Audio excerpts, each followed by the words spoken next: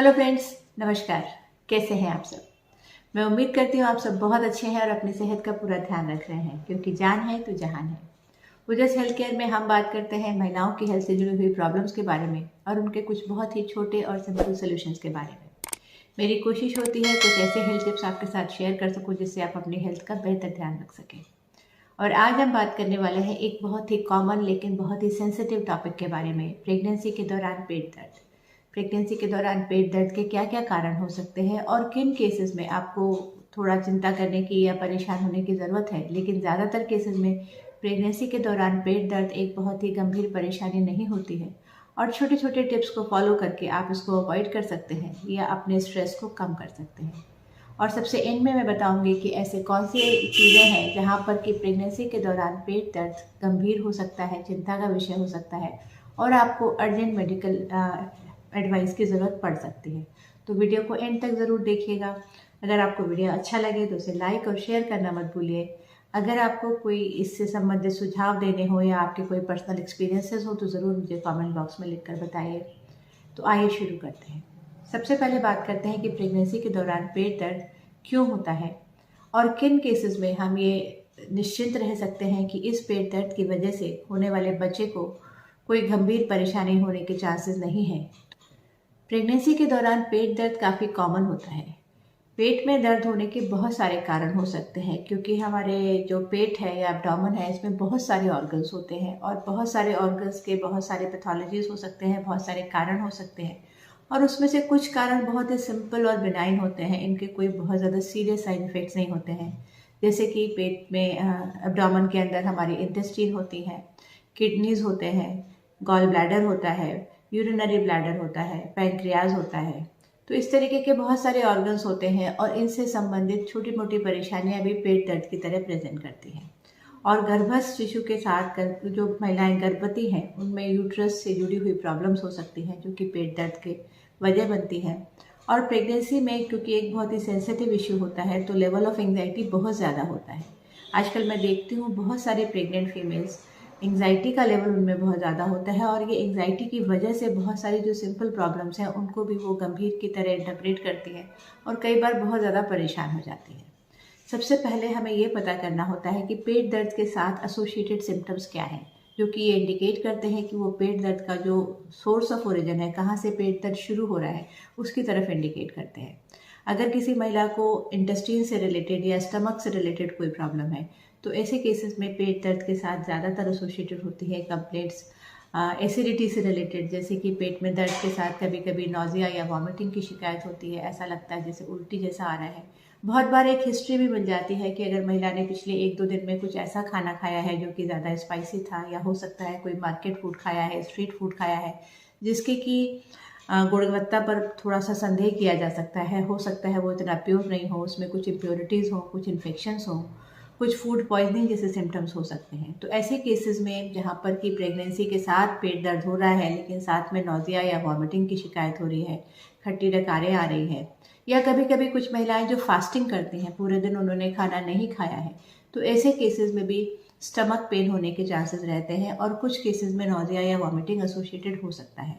तो पेट दर्द के साथ अगर एसोसिएटेड सिम्टम्स इस तरीके के आ रहे हैं तो ज़्यादातर ये इंडिकेट करता है कि पेट दर्द की जो वजह है वो स्टमक में होने वाली प्रॉब्लम्स हैं और इस केसेस में कुछ सिंपल घरेलू मेजर्स लेके या कुछ सिंपल दवाइयाँ लेकर इसको ठीक किया जा सकता है।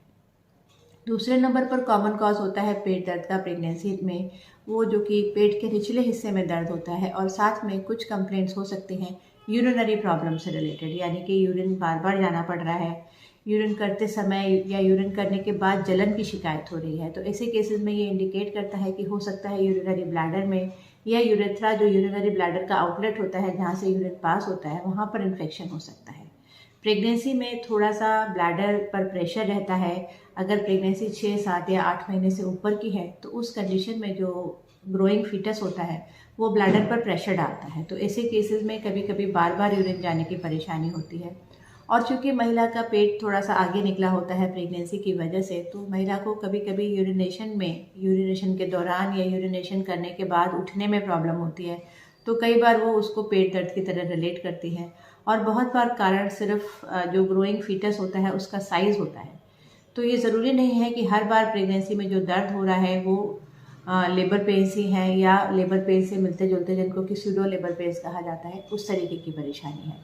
तो ये पता करना बहुत ज़्यादा ज़रूरी है कि प्रेगनेंसी के साथ अगर पेन्स आ रहे हैं तो उसके साथ एसोसिएटेड सिम्टम्स क्या हैं। पेन से रिलेटेड जो एक्टिविटीज़ हैं उनको रिलेट करके आप ये अंदाज़ा लगा सकते हैं कि जो पेन का सोर्स है वो कहाँ पर है। अब बात करते हैं कि ऐसे कौन से पेन्स होते हैं जो कि ये इंडिकेट करते हैं कि इस पेन का सोर्स यूट्रस है। यूट्रस यानी कि गर्भ शिशु से रिलेटेड कोई परेशानी इसमें हो सकती है। अगर अर्ली प्रेगनेंसी में पेन की दिक्कत आ रही है तो ऐसे केसेस में ज़्यादातर अगर गर्भ शिशु की हेल्थ पर कोई इशू आने के चांसेस होते हैं या गर्भ शिशु की जो हेल्थ है वो कंप्रोमाइज़ हो सकती है, तो ऐसे केसेस में कभी कभी एसोसिएटेड सिम्टम होता है ब्लीडिंग का। शुरुआत के 3 महीने में कभी कभी 10 से 15% प्रेगनेंसीज जो होती हैं वो ख़राब हो जाती हैं, जिसको कि मिस्ड अबॉर्शन कहा जाता है। तो ऐसे केसेस में पेन्स के साथ ब्लीडिंग एसोसिएटेड होता है। वहीं पर प्रेगनेंसी के जो लेटर हाफ होता है, जैसे कि 7, 8 या 9 महीने के आसपास अगर पेन्स आ रहे हैं तो कभी कभी ये पेन्स लेबर पेन्स हो सकते हैं या सूडो लेबर पेन्स हो सकते हैं। तो ऐसे केसेस में ज़्यादातर पेन्स जो होते हैं वो रुक रुक कर मरोड़ जैसे पेन आते हैं और ऐसे केसेस में थोड़ा सा डिस्चार्ज, ब्लड स्टेन डिस्चार्ज या सिंपल वाइट डिस्चार्ज एसोसिएटेड हो सकता है। तो अगर इस तरीके के कोई लक्षण आ रहे हैं, पेन्स के साथ ब्लीडिंग हो रहा है या डिस्चार्ज हो रहा है, पेन रुक रुक के मरोड़ जैसा आ रहा है, तो ये पेन जो होते हैं वो लेबर पेन को इंडिकेट करते हैं या कभी कभी फीटस के कॉम्प्रोमाइज़ को इंडिकेट करते हैं। तो इस तरीके के पेन्स में आपको ज़रूर सतर्क रहने की ज़रूरत है और तुरंत मेडिकल एडवाइस के लिए जाने की ज़रूरत है। और एंड में हम बात करना चाहते हैं कि ऐसे कौन से पेन्स हैं जो कि घबराने वाले हो सकते हैं या सीरियस हो सकते हैं। विशेषकर अगर महिला के जो लास्ट मंथ चल रहा है प्रेगनेंसी का और उसमें पेन्स हो रहे हैं और अगर महिला के पिछले 1-2 रीडिंग ब्लड प्रेशर के ज़्यादा आए हैं, तो ऐसी कंडीशन में सीवियर पेन इंडिकेट कर सकता है कि अंदर जो बच्चे का प्लेसेंटा है या नाल है उसमें कहीं कोई ब्लीडिंग हो सकती है जो कि सीवियर पेन की तरह प्रेजेंट करती है। और ऐसे केसेस में कुछ केसेस में बाहर से भी ब्लीडिंग आने की शिकायत हो सकती है। दूसरे नंबर पर अगर किसी महिला की जो पहली डिलीवरी है वो सिजेरियन सेक्शन से हुई है और महिला को पेन काफ़ी तेज आ रहा है या लगातार खिंचाव वाला पेन बना हुआ है, तो ये इंडिकेट कर सकता है कि जो पिछला सिजेरियन का स्कार है उसमें कहीं कोई खिंचाव पड़ रहा है, उस पर प्रेशर पड़ रहा है जो कि पेन की तरह प्रेजेंट करता है। तो ये दोनों कंडीशन इमरजेंसी हैं और ऐसी कंडीशन में आपको तुरंत अपने डॉक्टर के पास जाने की ज़रूरत है। तो प्रेगनेंसी के दौरान पेन की जो परेशानी है बहुत बार बिल्कुल सिंपल होती है, ज़्यादा घबराने वाली बात नहीं होती है। लेकिन कुछ विशेष केसेस में अगर साथ में ब्लीडिंग या डिस्चार्ज एसोसिएटेड है या हाई ब्लड प्रेशर की हिस्ट्री रही है या पिछली डिलीवरी सिजेरियन सेक्शन से हुई है, तो ऐसे केसेस में ज़रूर सतर्क रहने की ज़रूरत है। तो प्रेगनेंसी के दौरान पेन से आपको घबराना नहीं है। आप अपने डॉक्टर से कंसल्ट कर सकते हैं, ऑनलाइन कंसल्टेशन बुक कर सकते हैं या अगर पॉसिबल है साथ में ब्लीडिंग और डिस्चार्ज एसोसिएटेड है तो तुरंत अपने डॉक्टर को कंसल्ट करने जा सकते हैं।